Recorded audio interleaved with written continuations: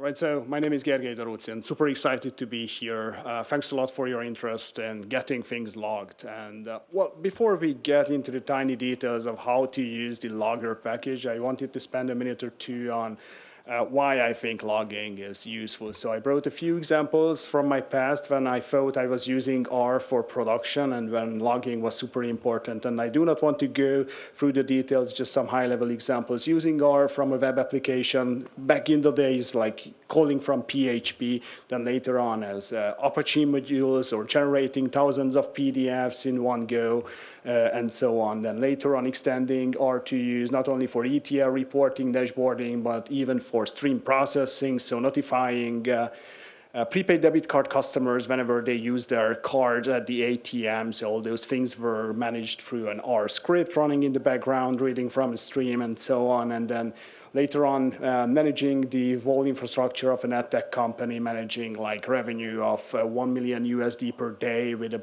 decent lift. So whenever things went wrong, that costed like a fortune. So we had to make sure that things are on track. So just to recap, what I think using R in production means is that you're running R code outside of your IDE, let it be RStudio, Posit, or anything else. So it's running somewhere without any manual intervention. And there are very specific things you have to be aware of, like you have to standardize the environment, you have to think about security, which are not kind of the standards when it comes to doing data science, let's say in notebooks and so on. But there are these aspects which are super useful and important. And my favorite topic is that you have to make your outputs very informative because things are running in a non-interactive way. So the only way to figure out what happened in a script is looking at the output. And if you were not logging, then you have no clue what happened there.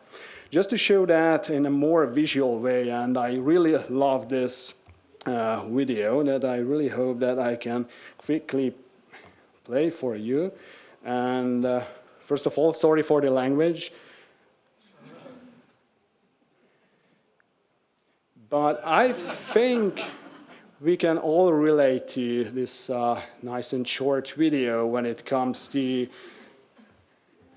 looking at our R scripts that we wrote a couple of years ago, or maybe a couple of months ago, or even yesterday, that we might not realize what was happening there, but then we have to do some things with our child. So back to R. So here's a super important business script that you are running. And if you're not doing proper logging, you might see something like this. And at least there are some hints, like there's a function called G and maybe an L variable, which might be a list and so on. So there are some clues. But if you see something like this, then good luck debugging what happened. So it's really useful to log things. Also, when it comes to progress bars, there are very cool packages out there, but I've seen many times, and I'm pretty sure you have done something like this, just printing the iterating variable so that you know where we are.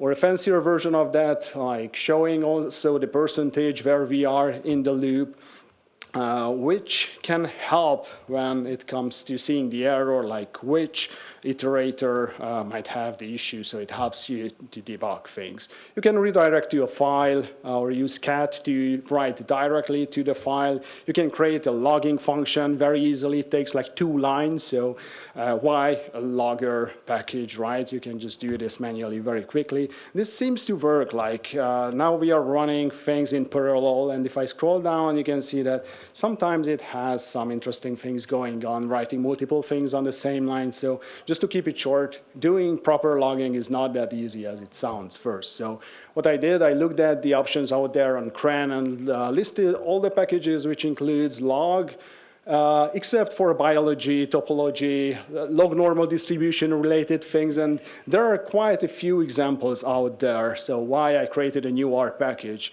I think that's the beauty of open source. I did not like the other options, so I thought I can do a better way, because those seemed unmaintained or used like object-oriented approach for logging, which is, I think, not that familiar to most R users and so on. So I was thinking about this for a bit, and back in the days when Twitter was still a thing, I posted my ideas, got some good feedback, and decided to spend some more time on it. So quick demo, you load the package. and you have access to logging functions, for example, the log info or log debug, log trace, and so on, and it's logging. So not much magic going on here. You get the log level printed with the default layout, the current timestamp, and some string. It also does string interpolation, relying on fantastic other R packages like glue, or you can go zero dependency and use as printf or whatever you set up in the background. We will see some examples about that later. A bit more complex here, complex example here. I'm grabbing all the available packages on CRAN and looking up the number of packages which has a given letter in the name.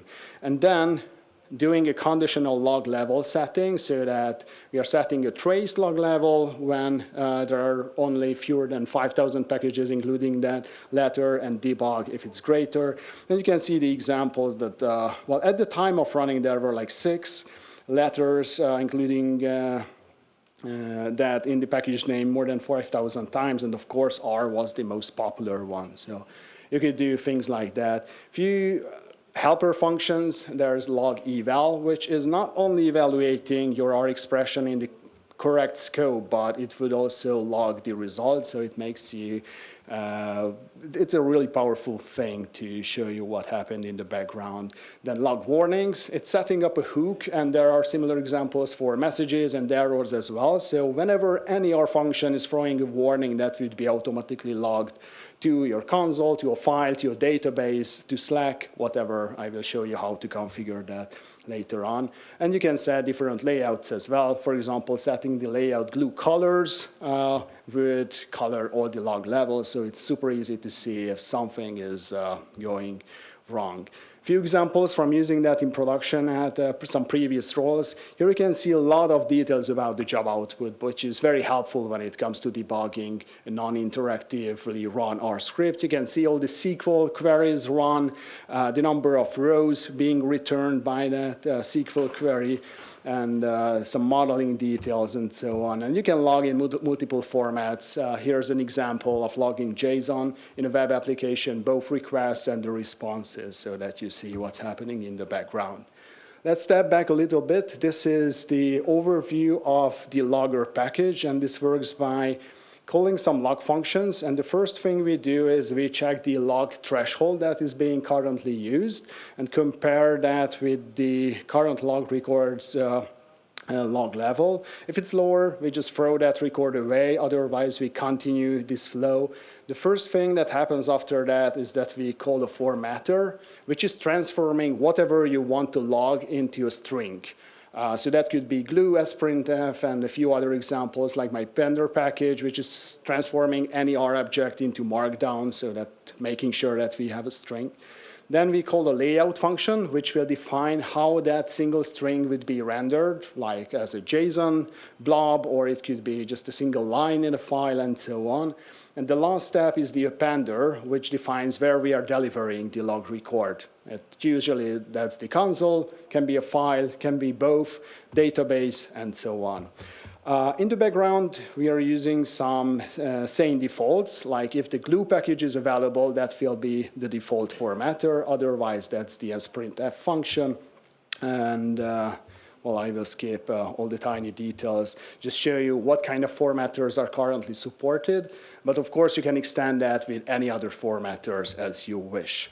For the layout, here I included a few examples, like using the simple one, which is the default, or you can automatically log the hostname of the machine running your R script, including the process ID, the package name, and namespace name from where you're running your R expression, and also showing an example of JSON logging using the related layout. Regarding the appenders, as mentioned, you can write to the console. It can be standard out, standard error, as you wish. You can write to a file with support for log rotation. You can write to both, and you can write to Slack, any other messaging systems. You can write to a stream. You can write to databases and so on. And probably you are already thinking about like writing to a database is pretty slow, so that's not the best thing to do, blocking your application. There's also an async appender, which means that it will not block your R code. It will run in the background And let's quickly take a look at such an example. Let's say I'm creating my own appender function, which is writing to a file, but doing that in a very slow way because it's sleeping for a second before actually writing to the file. Do not have a lot of time, so I will skip the poll of getting guesses about how long this might take, iterating over 25 numbers and just logging. That's exactly 25 seconds. So we have just wasted like half a minute just on logging, which is not great. Here comes appender async for the risk queue, which used to be using a text message queue in the background, spinning up our processes in the background, communicating, keeping that alive. Fortunately, now that's gone. And thanks a lot to Ed Livicum and Charlie Gao for the help so that we can use Mirai as the backend and can trust Mirai that it's doing the async logging in the background without blocking your application. So if you set up that async appender like here, and you're running the previous thing, it runs in no time. Actually, writing to the file takes a lot of time, but you do not realize that because it's happening in the background. And when you check the file, you can see that the logs are not there yet because the appender is sleeping in the background. But after a few seconds, you can see that all those log records are showing up. So you can continue with your application without wasting times on logging. You can stack loggers, and depending on your needs, you can do that in multiple ways. Like you can set up namespaces, which is great for you might want some messages to go to a given queue and some other messages to another queue. Here I'm setting up a namespace called Slack, and whenever I'm using my logger functions with the namespace Slack, later on, all those will be redirected to Slack. So the first example with log info foo is going to my console, the other one with bar is going only to Slack. If you're creating an R package using Logger, it will automatically set up a namespace for you so that others can suppress your log messages very easily. You can also use stacking of the loggers using the very same namespace, and you can mix and match things around. In this example, you can see that we are writing to the standard error by default, but we are also writing to a file using the trace log level. And then we have a third logger as well, where we are writing to Slack with the error log level threshold. So let's see how this works. Calling log info, so logging foo with the info log level. You can see that a related line shows up on our standard error. When calling log debug, nothing happens, at least we cannot see anything. But if you look at the log file, both messages are there because we have set a lower log threshold and nothing is on Slack. But all these loggers are running in the background automatically. There are quite a few related helpers, and I will just rush through these slides, and please, if you're interested, take a look at the details. Let me just highlight one of my favorites, which is automatically logging input changes in your Shiny application. So here's a quick example. We have 3 inputs, single output, and the logic here is that we update that plot based on the 3 inputs, and just showing a histogram of normal distribution based on the inputs, and you're adding a single line of code for the logger R package, and when you start the application, all the input changes would be automatically logged, which is really useful when you want to see like what your users are doing while crashing the application. There are some advanced cases which you might find useful, and please take a look if you're interested. Like there's a Boto-R package that I maintain, which is a wrapper around the Boto free Python package so that you can interact with AWS in a very easy way.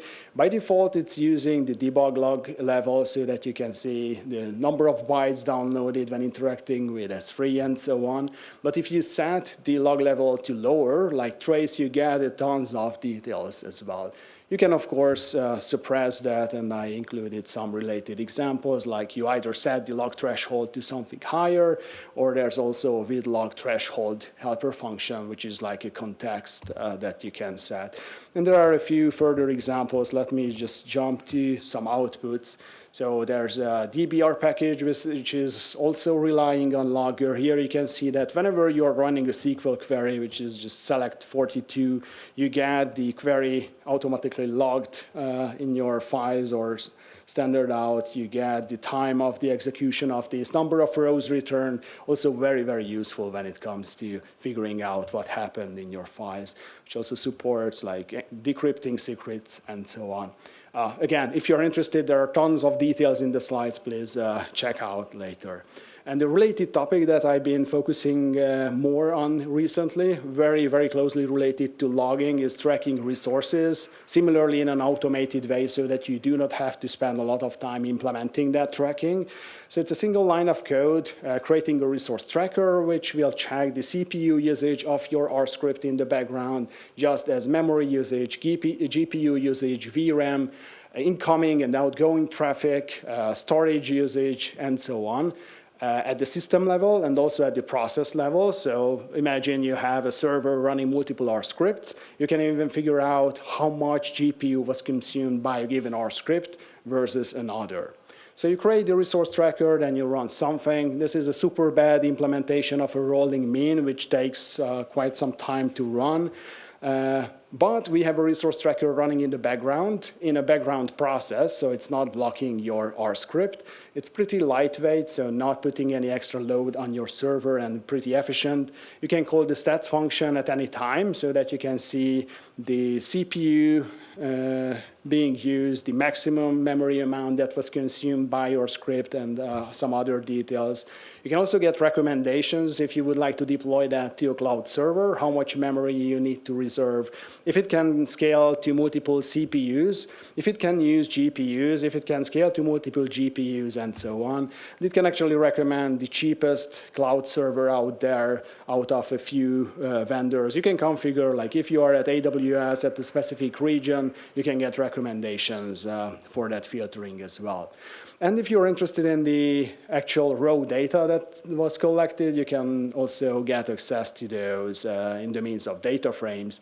By default, it will do sampling once a second, but you can fine-tune that to run every 100 milliseconds or once a minute, whatever makes sense. Again, this is done at the process level, system level, and you can also combine all that. And I think the fanciest part of all this is that you can generate a report by using this package. And you get a report like this one. Let me quickly open up. So this is an interactive HTML where you have the details about the server, thanks to some hardware discovery automatically run on the machine. There's also some cloud discovery so that we know what instance type was used. In your case, you can see how much it might have costed for you looking at the public pricing. Then the usage stats of your R script, like how long it took to run, what was the peak memory usage, and so on. And also recommendations if you would like to optimize your cloud cost. There are alternatives where you could save like 70% of the cost, so that might make first spending some time on it.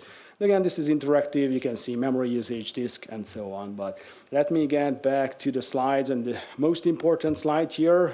This is something I started a long time ago, but I was very fortunate to have a lot of contributors working on this package. Most recently, huge thanks to Deposit folks, especially Hadley and Thomas, who contributed a lot of PRs in the past year. So that's been great. Charlie Gao and many, many others. So it's in good hands now. I know time's up and not much time for questions, but I will be outside and super happy to take any questions, feedback, and so on. And I still have a few limited number of stickers, so if you're interested in getting one of those, please just say hi. I will be around. Thank you very much.